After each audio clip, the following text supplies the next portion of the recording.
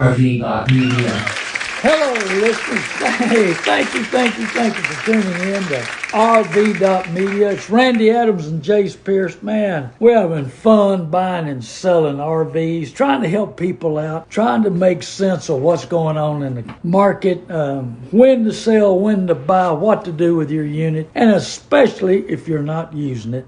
Think about maybe even selling it. I mean, the interest rates up, things are going on, rental spots are up, you've got to store it, you got to keep it up, you got to make maintenance, you got to go out and, hey, check it out every once in a while, make sure that everything's working on it. What's going on this week, Jace? Well, we're getting close to the end of the summer journey of festivals and things to do. Labor Day's coming up, next weekend? Do you have any big plans for that? Or No, not at the moment, but I mean, there's, I kind of just wing everything I do because I'm so busy buying and selling RVs and cars and trucks and houses and whatever, and so I just kind of wing it and see if anybody wants to invite me, go down to the coast or somewhere. And hey, we may have to do a show a little earlier. We tape these shows. I know we sound like we're in the studio at 6:30 on Sunday morning, but we're not. And we're out trying to buy. We're trying to help. I tell you what, we're dealing with a guy. I feel so sorry for him. He walked into the wrong RV place. Oh man, and they hammered him pretty hard. He owes way too much. They got him cheaper, but you know what? The 24s are cheaper than the 23s. I was talking to a gentleman who was telling me that they're $10,000 cheaper on the high dollar ones.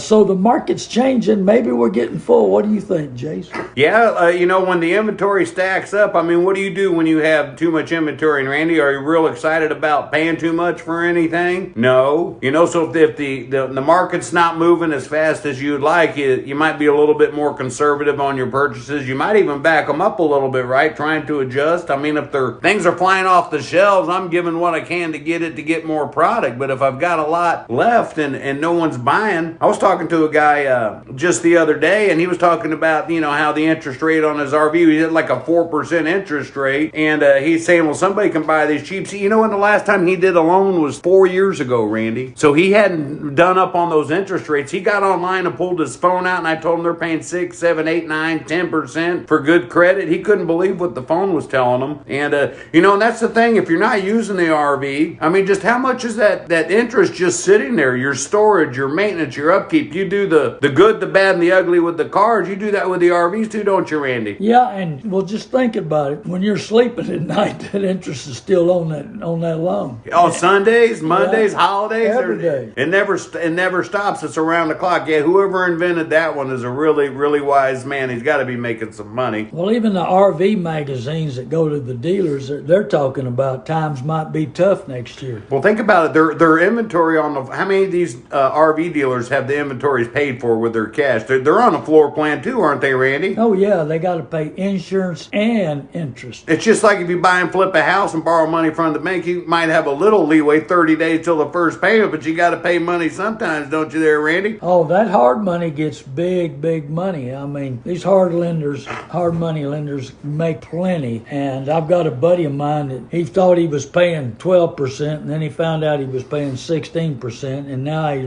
finally realized I told him he's paying 19%. Hey, interest does matter. Loans do matter. I mean, who you're dealing with matters. And big overhead, that's the key to our overhead. We don't have any overhead, except for maybe, I guess, this radio show. That and our gas and time and energy and effort. Also, here's another thing we've been talking about to some of these people. Maybe they got a $400, $500, $600, $700 a month RV payment and insurance and storage and all that. They could trade that in and get a car, couldn't they, Randy, and just switch the payments? Oh yeah, probably so. I mean, I bought a lot of RVs from dealers that have taken them in trade, new car dealer and used car dealers who have taken them in trade, and they don't want to fool with them. They don't know the market. They don't know what to do with them. If you want to trade, and I've traded for cars to people that have RVs and trucks. And I mentioned a guy that needed an RV for a job down on South Texas, watching over an oil lease, and he had a 32 Ford truck, and he traded it for a camper, and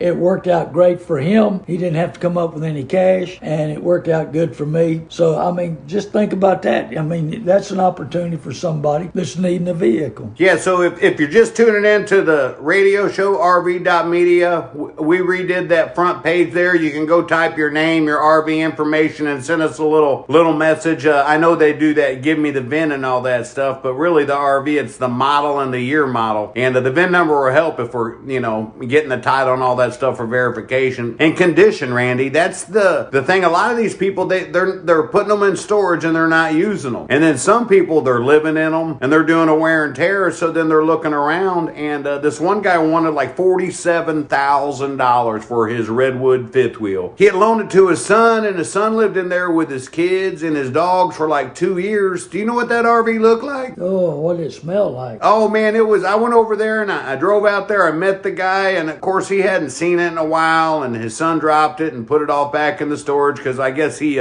moved out of state or something, got another job, and I'm glad things are working out with him. But boy, oh boy, they did a wear and tear. They had scratches on the couches, dings on the wood. I mean, the $47,000. I told the guys, like, look, man, if this thing was mint, it would probably be worth, 40. And he said, well, I'll take 44 right now. I said, no. I said, if it were clean but this thing had a lot. Who wants to spend $50,000 on something that's all dinged and scratched up, Randy? I didn't even climb up on the roof.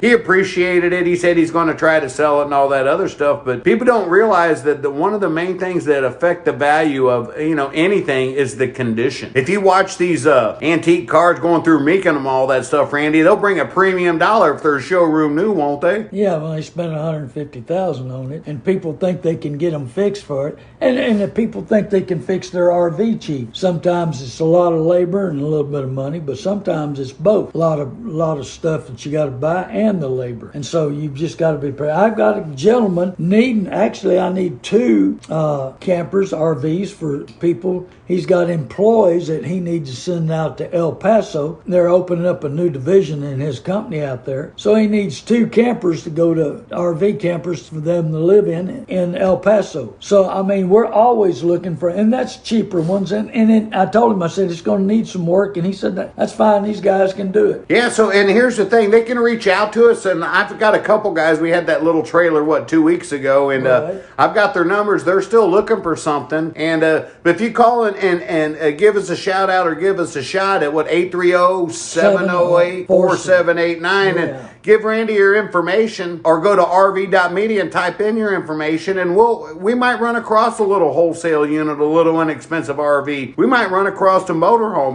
If there is an opportunity there. We do not have a big overhead, and we can sell these things and just flip them around real quick and get you a good value. So here there's a lot of bonuses right there. Plus, we know a lot of different dealers, and we can refer them to them, and they'll take care of those people. Some of the dealers are good, some of them are bad, and some of them are ugly. Isn't that true, Randy? Oh, yeah. We want you to deal with the good ones. We know the good ones, and we know the bad ones, and we run from the ugly ones and run fast. So we're back to the, things to do. Here comes Labor Day's coming up. You know what the number one thing to do on the list that I read for Texas was, Randy? It said tube on the river in New Braunfels. Is there any water in that river? I walked Landa Park today, and I'm going to tell you, I saw areas that the water level has dropped 2 to 3 feet. Down where you ride around down there, it's not coming out. It's dry as a bone. The canal, we walked the canal this morning, and it doesn't look too clean, and it's hardly moving at all. And then like we talked about, the Guadalupe up at 281, across 281 and 311, both of them are dry. So, but here's the key, the old timers, I was talking to a guy that's 90 years old, and that's 16 years older than me, and he said 51 to 57 was a lot worse drought than what we see today. They say the lake over at Landa Park was dry. So, I mean, we've seen times like this. We just need a good little hurricane or some kind of depression to flow through here. What we really need is a Pacific moisture out of Mexico to hit the Gulf of Mexico moisture. Then we get some rain. So, I don't know if that 100,000 people are going to be coming to New Braunfels this weekend. It's the number one thing to do. I was like, when did they write this list? Is the tubing on the river in New Braunfels the number one thing to do in Texas? And there are parts of the river, I guess, you can do it too. No. There's nowhere, huh? Well, at Guadalupe, I guess, but it looks awful low when I went across it there. So bring your own water if you're going to go to the river this weekend. A couple spray bottles and misters. Bring you something to camp. You know, they might fine you if you throw water on the ground right now, right, Randy, with the water restrictions going on. And that's amazing that, that this list, that was number one. The number two thing to do is to go drink wine in Dripping Springs, Randy. That's the thing to do for Labor Day. Number two? Number two is drinking wine in Dripping Springs. What happened to Fredericksburg? I thought Fredericksburg was a wine That was country. number four. And there's a balloon festival out there or something like that. Where's that at? Yeah. So there's a lot of wineries out there in Fredericksburg, but this is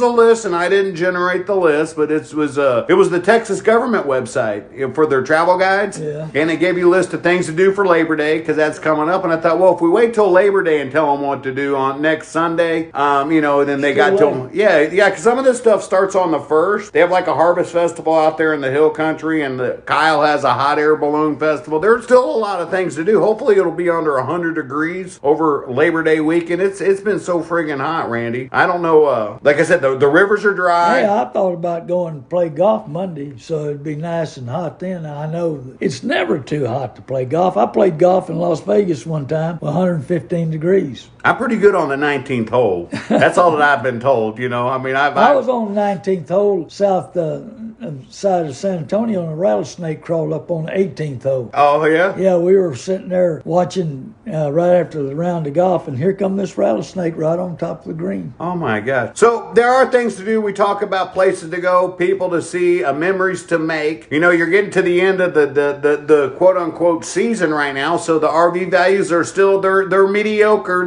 They're warm. They're not hot right now. If this is March, you flip the script. The RVs are very seasonal. If you want to get rid of something, I would suggest to get rid of it pretty quick right now because October, November is going to be real slow times, and people are thinking about Christmas and Thanksgiving. There's just not a lot of people wanting to buy RVs and spend $20, $30, $40, $50, $60, $80, $100,000 right before Christmas. So I would suggest to reach out to Randy on his cell or go to RV.media, fill out the form, click a button on there with the telephone icon. It'll pull up our phones. You can text us pictures, images, give us a little description. We can get you a bid on that RV, pretty quick. And being Labor Day, maybe they'll use it just a little bit, but they need to sell it right after Labor Day if they're going to use it one more time. But our intentions are good, but do we follow through? And the family right now,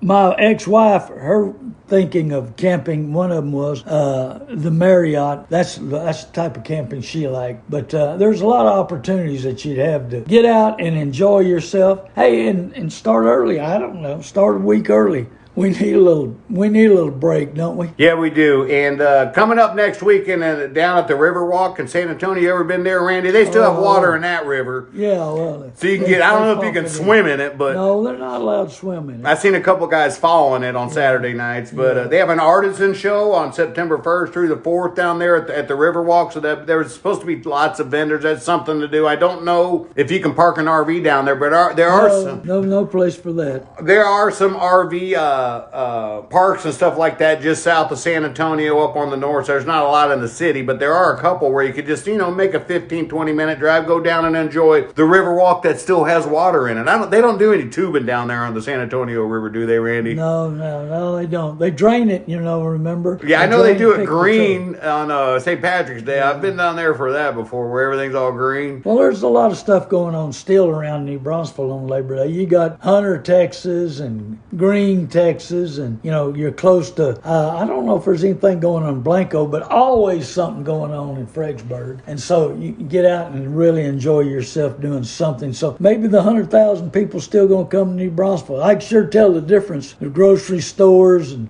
all the traffic when people come to New Braunfels. But Slitterbond, they still got water. They do? They still got water. I walked right by there. I don't know where they're getting their water. I don't know if they piped into the Edwards Aquifer, but man, man, the water's flowing there and it's not really flowing anywhere else. We were over the downtown, over the bridge at Stinky Falls. That's what we used to call it, Stinky Falls. And that water is way, way down. But there were people walking their dogs this morning all in Atlanta Park. Man, there was a lot of people in Atlanta Park this morning. Oh, wow. Yeah, and that's a nice little place to Atlanta Park. I've been there a number of times on Labor Day.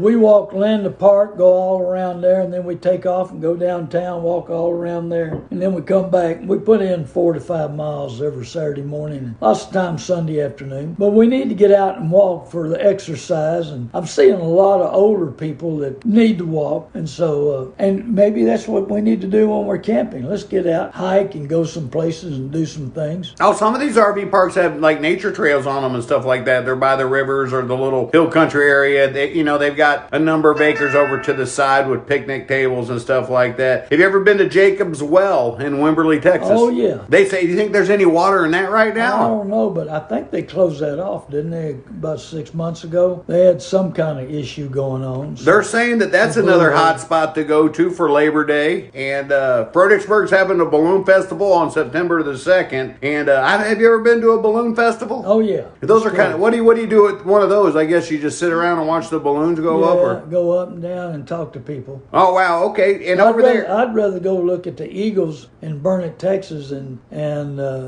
imagine, I don't know if Llano River's got any water in it or not, but right at Burnet, and go look at the Eagles and look at the stars. Remember they got the stars with the telescopes that they go out in that area and watch the stars and look at them, and it's pretty cool. I've enjoyed that. We did that one Labor Day. Yes, we did. My son had really gone through some education at Cornerstone Christian School, and he knew a lot about the stars, 10 times more than I did. So I enjoyed it. But let's get out and let's go do something. I mean, hey, can you believe that we're already pushing September? Time has flown by, and if you miss the summer, it's getting late if you're going anywhere or doing anything. Yeah, and that's what we're talking about here. This is RV.media. If this is your first time tuning in, we talk about places to go, things to do in the RV, and then how to get rid of the RV if you're done using it. A lot of the dealers are a little soft on their purchases right now, but we have some dealers out of the local area where we can get that thing transported up, and they'll buy it sight unseen over the phone, and as long as we describe it right. We'll come out and look at your RV in person if need be.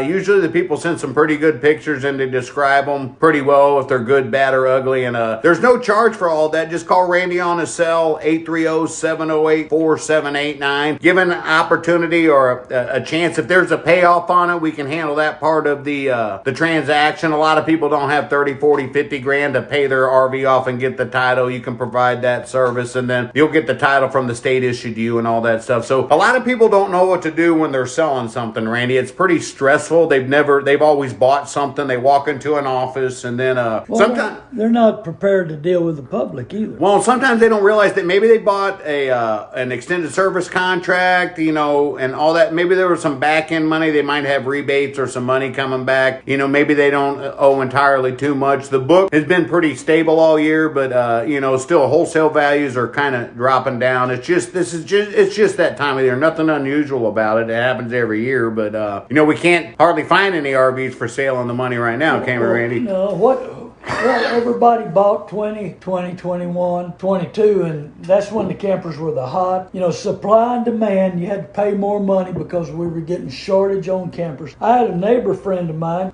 she had a camper, and she had bought it 3 years prior, used it very little, decided to sell it, and she asked me what price to ask for it, and I told her, and she got blitzed by the phone, sold it first day that she had it up on Craigslist, but she followed my advice what to do. She spent some time on it. She cleaned it up. She got it looking presentable. And I've got a lady looking for a horse trailer with living quarters in it. I've located one, but evidently she wasn't real enthused about it. But you're talking about those horse trailers with living quarters, they can get up to some big, big money. So yeah, that's for the rich and famous. It isn't for the working fella. Well, are you going to put your $1 million horse on a little $3,000 flatbed trailer, Randy? Or you're going to get that horse an air air I conditioner. ain't sure I don't know anybody's got $1 million horse. I saw this one horse trailer one time. It had a little cooling system in the water thing for the horse to drink while they're driving down the road. It was quite amazing. That way he can, it stays air conditioned in there and it cools the water down to whatever temperature you want him to drink at. And I thought, man, that horse. But they said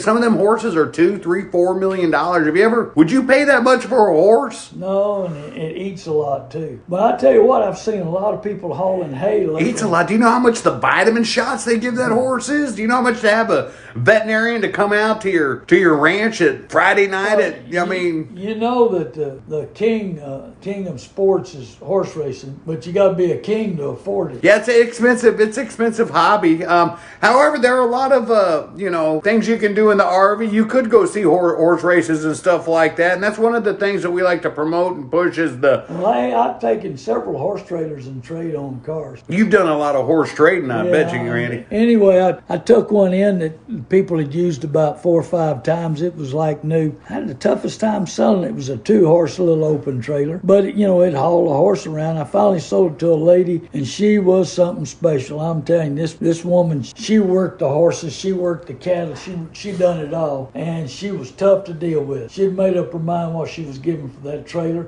I was tired of looking at it, so I sent it down the road motors. Well, there's a lot, and I've talked to these guys before. They're rodeo guys. They go around to the rodeos, so they're living on the circuit. They actually make a living doing that, and they get go bull riding and all that stuff. That's a hardcore thing, but they want to stay in a nice horse and have a real nice truck. Yeah, they're not just all equestrian riders. Some of them are rodeo guys, and some of those guys will buy a little bit cheaper RV. That's what I sold them before. They wanted to pay cash and have a place to put their head underneath now, and I was like, this one guy, he rode donkeys. Have you ever they ride, yeah. They're like riding a bucking bronco, but you ride a donkey. I thought it was the craziest thing, and that's what this guy did. He made a lot of money doing it. Well, growing up, my best friend Charlie Brown at the time, he lived about 3 blocks from me. His dad loved Shetland ponies, donkeys, mules. He was always buying something and taking care of it and reselling it. And he ended up making a pinch of money, not much, not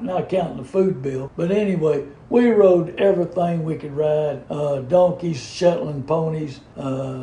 He always had something for us to entertain us with. But what's hot right now? What is hot in the market? We talk about bunk.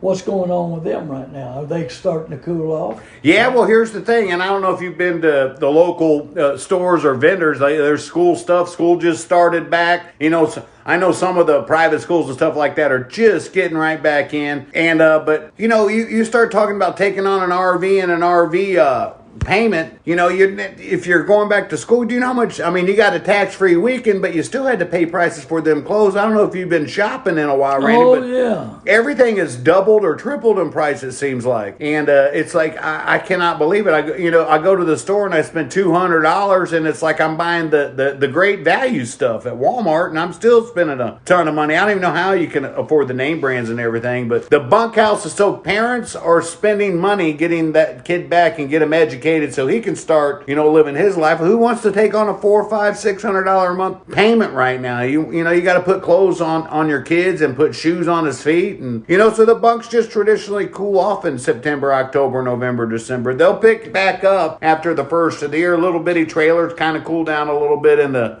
winter time, but big fifth wheels. What about toy haulers? Toy haulers are sporadic. They're popular. You never know when. It's like because there's multiple uses for that toy hauler. You can work out of it, you can get your toys out of it, and a lot of people, Well, the last one I had beds in the back where they folded up kind of like a Murphy bed, and you could sleep back there, or you could haul something. They were real spacious. It's pretty cool. Yeah, speaking of toy, I looked at one the other day. Had a 19 feet 6 inch thing in the back. I was like, man, oh man, some of those razors and stuff like that, those little utility little toys and stuff like that, they're big. And wow, Randy, so we're coming to the end of the show here, huh? Yeah, hey, it goes fast, doesn't it? Really does. Well, hey, give me a call anytime. I buy the good, the bad, and the ugly. Cars and trucks, RVs, motorhomes, houses. I buy the good, the bad, and the ugly. And we know the good, the bad, and there's good dealers, there's bad dealers, and there's ugly dealers. The good dealers will have you hooked up see,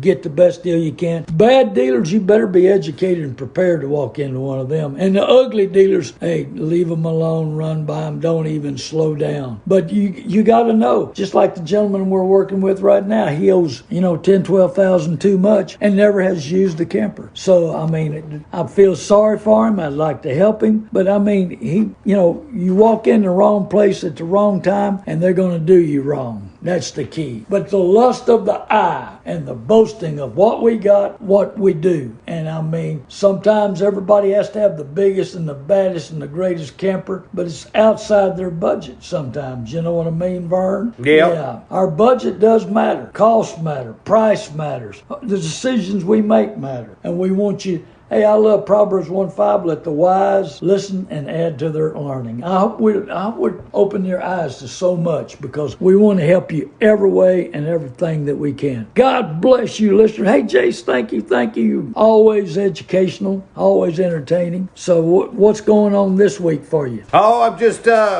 getting out and about, and we're gonna have to stay tuned next week to find out what's going on then. I guess I'm ready. New market every week seems like. God bless you. I'm Randy Adams. Thank you. Jace Pierce, thank you. God bless you.